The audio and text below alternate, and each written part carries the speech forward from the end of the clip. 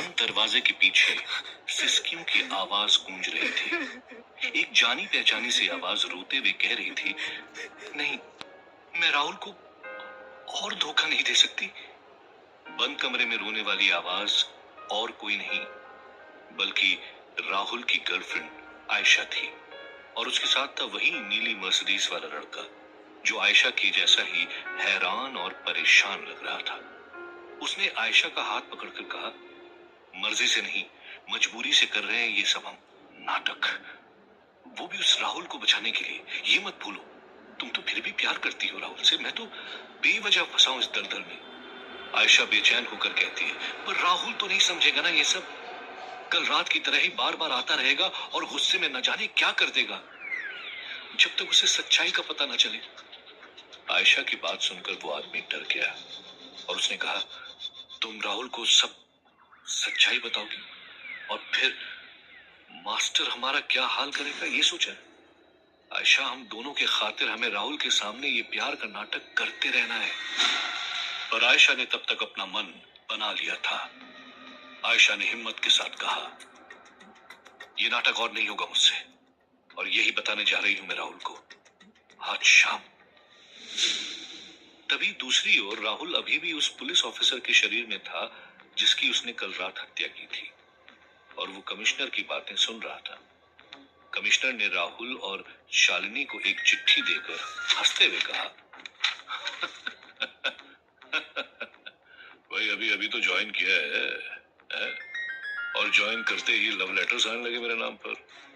राहुल और शालिनी ने एक धमकी से भरी चिट्ठी को देखा और शालिनी ने पूछा, ये कौन भेज सकता है?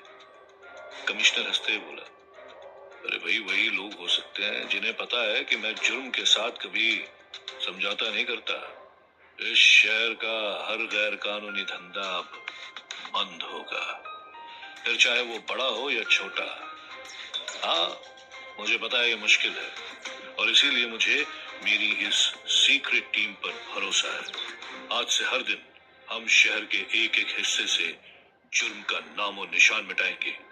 कमिश्नर अपना प्लान बता रहे थे, पर राहुल की नजर सिर्फ उस रेड क्रॉस पर गड़ी थी जो कमिश्नर के सर पर लगा हुआ था। राहुल के दिमाग में एक ही सवाल घूम रहा था, आज रात 12 बजने से पहले मुंबई शहर के पुलिस कमिश्नर को कैसे मार दे, वो भी 200 पुलिस से भरे हुए इस पुलिस हेडक्वार्टर्स में। और कमिश्नर को ना मार पाए तो आज अपने पिता की जान कैसे बचाए?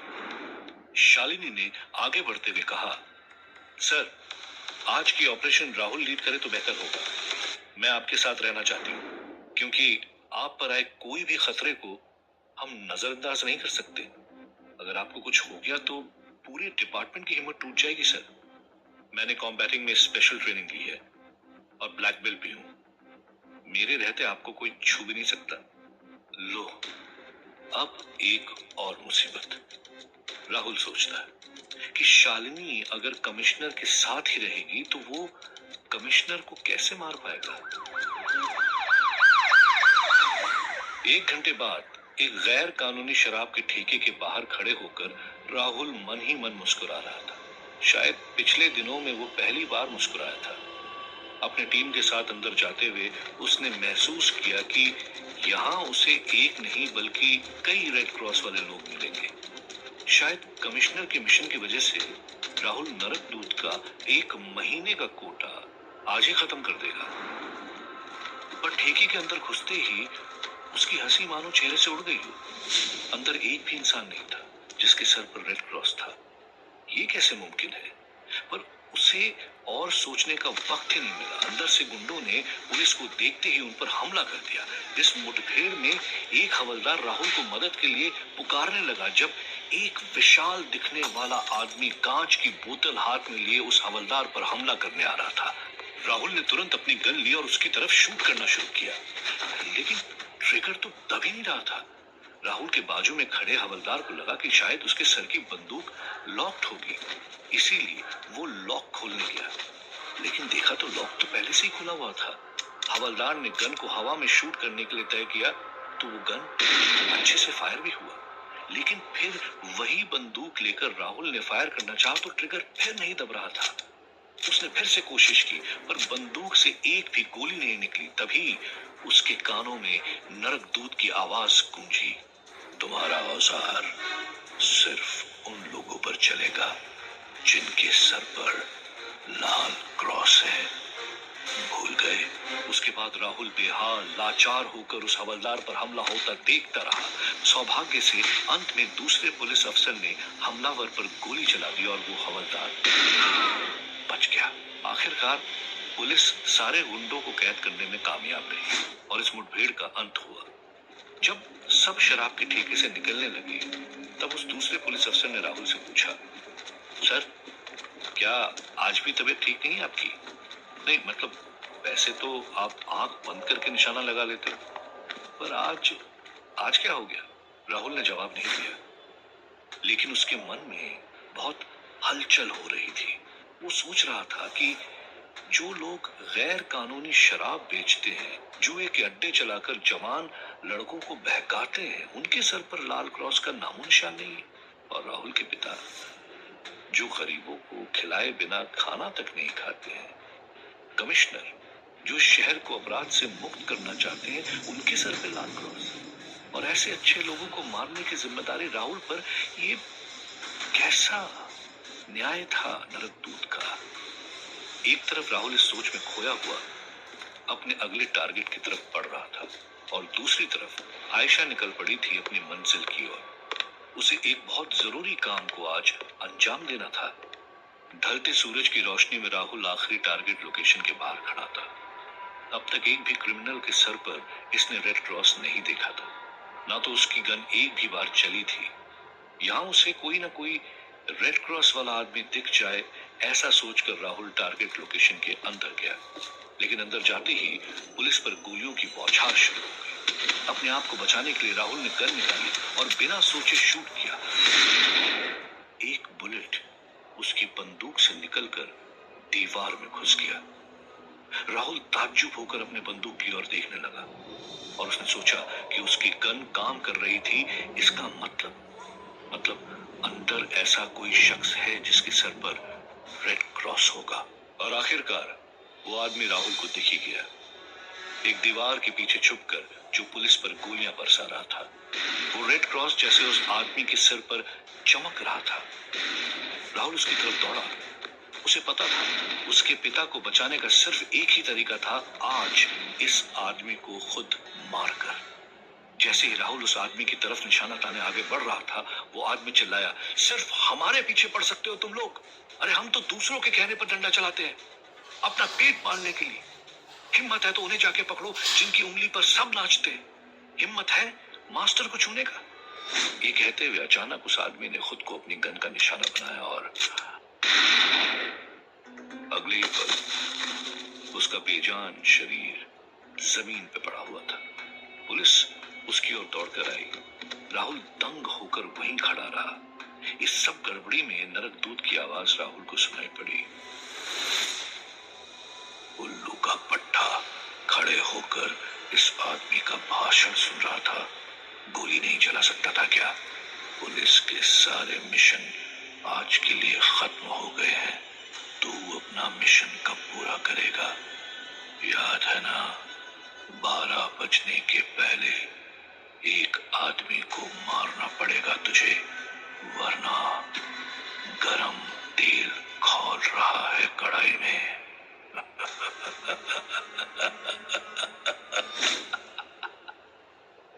पर नरकदूत की इस धमकी का राहुल पर कोई असर नहीं हुआ, जो अब तक पूरी तरह नाउम्मीद हो चुका था। राहुल जानता था हेडक्वार्टर में घुसकर कमिश्नर को मारना उसके लिए नामुमकिन था। उसका सिर्फ शरीर एक पुलिस वाले का था, वो खुद रातों रात पुलिस नहीं बन गया था। अब उसका दिल जोरों से धड़क रहा था।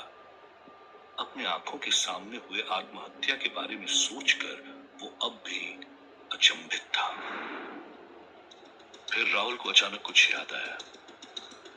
मास्टर, उस क्रिमिनल ने मरने से पहले मास्टर का नाम लिया था।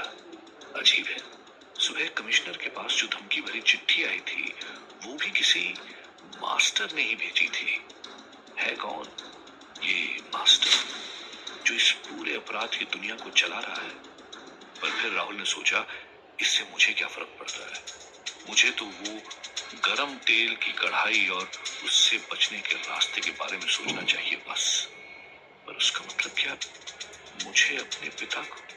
नहीं नहीं। राहुल के कदम अचानक से रुक गए और उसने देखा कि सोच में खोए हुए अनजाने में वो अपनी बिल्डिंग के बाहर आ पहुंचा है। उसके कमरे की बत्ती जल रही थी। राहुल की आंखों में अचानक आंसू आ गए। शायद उसके माँ बाप साथ बैठकर टीवी देख रहे होंगे, अपने बेटे के घर लौटने का इंतजार कर रहे होंगे। उन्हें क्या पता कि अब उनका बेटा कभी घर नहीं लौटेगा। राहुल अपने पैरों को घसीटते हुए घर के बाहर आकर रुका। घर का दरवाजा हल्का खुला था, पर अंदर उसके पिता के साथ उसकी मां नहीं थी, बल्कि एक दूसरी औरत थी। थोड़ा और झांक कर देखा तो वो शॉक्ड रह गया। अंदर उसके पिता के साथ और कोई नहीं, बल्कि आयशा थी, राहुल की गर्लफ्रेंड, जो अपने घुटनों पर बैठकर राहुल के पिता के पैर पकड़कर उनके सामने गिड़गिड़ाकर रो रही थी। मुझे बख्श दीजिए अंकल, और नहीं कर सकती मैं राहुल के सामने ये धोखा देने का नाटक। चुप, राहुल के पिता जोर से चिल्लाए। राहुल ने कभी उन्हें इस तरह चिल्लाते हुए नहीं देखा था। मैंने कहा था मेरे बेटे से दिल लगाने को। तुमने उससे दिल लगाया है तो अब उसका दिल भी तोड़ोगे तुम ही, समझी? तुम्हारे साथ रहकर पागल हो गया है, नौकरी करना चाहता है, घर बसाना चाहता है। आयशा रोते हुए बोली, पर इसमें गलत क्या है अंकल? प्यार करते हैं हम दोनों एक दूसरे से। राहुल के पिता और भी चिढ़कर बोले, गलत क्या है? नौकरी, शादी, ये सब करने के लिए बड़ा किया था मैंने अपने बेटे को। सुन लड़की, राहुल सिर्फ और सिर्फ मास्टर के लिए काम करेगा, और मैं मास्टर से ये वादा कर चुका हूं। आज मेरा जो कुछ भी है सब मास्टर की बदौलत है। बदले में उन्हें मेरा बेटा चाहिए अपने काम के लिए, इसीलिए उन्होंने बुलाया है हमें शहर में। राहुल शादी करेगा या घर बसाएगा तो उनका काम नहीं होगा। राहुल उस अंधेरी गैलरी में खड़े होकर चुपचाप उसकी जिंदगी की एक के बाद एक राज खुलते सुन रहा था। अचानक उसके पिता की आवाज से गुस्सा मिटकर डर से भर गया और उन्होंने कहा, अगर मैंने अपना वादा नहीं रखा तो शायद मेरे जिस्म के 1000 टुकड़े देश के अलग अलग हिस्सों में पाए जाएंगे, और तुम्हारे भी। जब मास्टर को तुम्हारे बारे में पता चलेगा, तुम्हारी भलाई के लिए कह रहा हूं, राहुल के दिमाग से खुद को निकालो और फिर खुद निकल जाओ इस शहर से। मास्टर से पंगा मत लो, और इस बात की खबर किसी को कानो कान ना हो, ठीक है? तभी राहुल के पिता का ध्यान खुले हुए घर के दरवाजे की ओर जाता है। वो सोचते हैं कि दरवाजा क्यों खुला है। चौंक कर जल्दी से उन्होंने आधे खुले दरवाजे को बंद कर दिया, लेकिन उन्हें दरवाजे की दूसरी ओर खड़ा राहुल नहीं दिखा। राहुल जैसे चुपचाप आया था, उसी तरह चुपचाप बिल्डिंग से निकल गया था। पर अब उसके दिमाग में बहुत सारे सवाल भरे थे, और उनमें से एक का जवाब भी उसके पास नहीं था। उसे सिर्फ एक बात की खबर थी, जब तक इस सच से पर्दा न उठ जाए, वो अब नरक दूत का कोई काम नहीं करेगा। राहुल अपने ख्यालों में खोया हुआ था जब उसे कुछ लोगों के जोर से चिल्लाने की आवाज सुनाई दी। उसने देखा लोग चिल्लाते हुए भाग रहे हैं। आग, आग, आग! राहुल ने देखा सामने एक बड़ी सी बिल्डिंग में आग लग गई है, और वहां से लोग बच बचकर भाग रहे थे। अगले ही पल एक औरत भागी भागी उसके पास आई। मेरा बच्चा, मेरा बेटा अंदर है, प्लीज प्लीज कुछ कीजिए, उसे बचाइए। तुरंत कुछ और लोग भी राहुल के पास आ गए और उससे मदद की भीख मांगने लगे। तब उसे समझ में आया कि ये लोग उसके पुलिस की वर्दी को देखकर उससे मदद मांगने आ रहे हैं। बिल्डिंग से आते हुए काले धुएं को देखकर राहुल घबराया। फिर उसे याद आया कि वो तो पहले से मर चुका है। ये आग उसका कुछ नहीं बिगाड़ सकती। अगर वो अभी किसी की जान बचा सकता है तो क्यों नहीं। यही सोचकर राहुल जल्दी हुई बिल्डिंग के अंदर भागा। अंदर भट्टी जैसी गर्मी हो रही थी और आग हर जगह फैल रही थी। राहुल अंदर जाकर उस बच्चे को ढूंढने लगा। तभी उसे दूर वो बच्चा दिखाई दिया, एक चलते हुए दरवाजे के पीछे। राहुल चिल्लाया, बाहर आ जाओ बेटा, मैं तुम्हें तुम्हारी माँ के पास ले जाऊंगा, डरो नहीं। पर वो बच्चा अपनी जगह से हिला भी नहीं। राहुल ने सोचा कि शायद वो बहुत सहम गया होगा। ये सोचकर वो उसके पास दौड़ कर गया।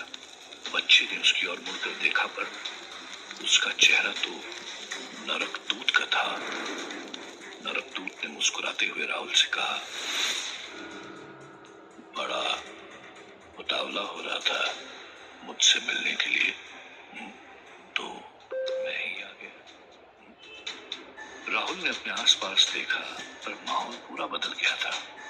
आग अब गुफा के अंदर से आ रही थी और एक कढ़ाई में गरम तेल उबल रहा था। ये नरकदूत की गुफा थी, पर आज राहुल इस नजारे से नहीं डरा। उसने नरकदूत की आंखों में आंखें डालकर पूछा, मेरे पिता मेरे बारे में क्या प्लान बना रहे थे? नरकदूत हंसकर बोला, मरने के बाद अपनी जिंदगी के बारे में पूछ रहे हो? थोड़ी देर नहीं करती? मैंने तुमसे पहले ही कहा था कि तुम खास हो। पता है क्यों? तुम्हारे परिवार वालों की बदौलत। और तुम मेरा काम करते करते इसके बारे में और भी जान सकते हो। पर राहुल इतनी आसानी से मानने वाला नहीं था। उसने कहा, नहीं, मुझे जवाब आपसे चाहिए। ये मास्टर कौन है और इसका ये रेड क्रॉस वाले लोगों से क्या नाता है? जैसे ही नरकदूत ने मास्टर का नाम सुना, उसके चेहरे से होश उड़ गए। वो चिल्लाया, तुम्हारी हिम्मत कैसे हुई मुझसे सवाल करने की? तुम भूल गए मैं तुम्हारे साथ क्या कर सकता हूँ? नरकदूत ने अपनी उंगली उठाई और राहुल तुरंत हवा में उल्टा लटकने लगा। नरकदूत ने उसको उबलते तेल से भरी कढ़ाई के ऊपर उल्टा लटका दिया। कढ़ाई से निकलते हुए धुएं ने राहुल को जकड़ लिया और राहुल का सांस लेना भी मुश्किल हो गया था। तभी नरकदूत ने अपनी उंगली नीचे की और राहुल का शरीर कढ़ाई के पास जाने लगा। ये दर्द राहुल से सहन नहीं हो रहा था। उसके जिस्म का रोम रोम जल रहा था। अब जलता तेल उसके शरीर को पिघला रहा था। तब उसे सिर्फ नरकदूत की आवाज सुनाई दी, यही तुम्हारी सजा है मेरी बात न मानने के लिए, और ये तुम अब झेलोगे। एक दिन या एक महीने के लिए नहीं, बल्कि हमेशा के लिए।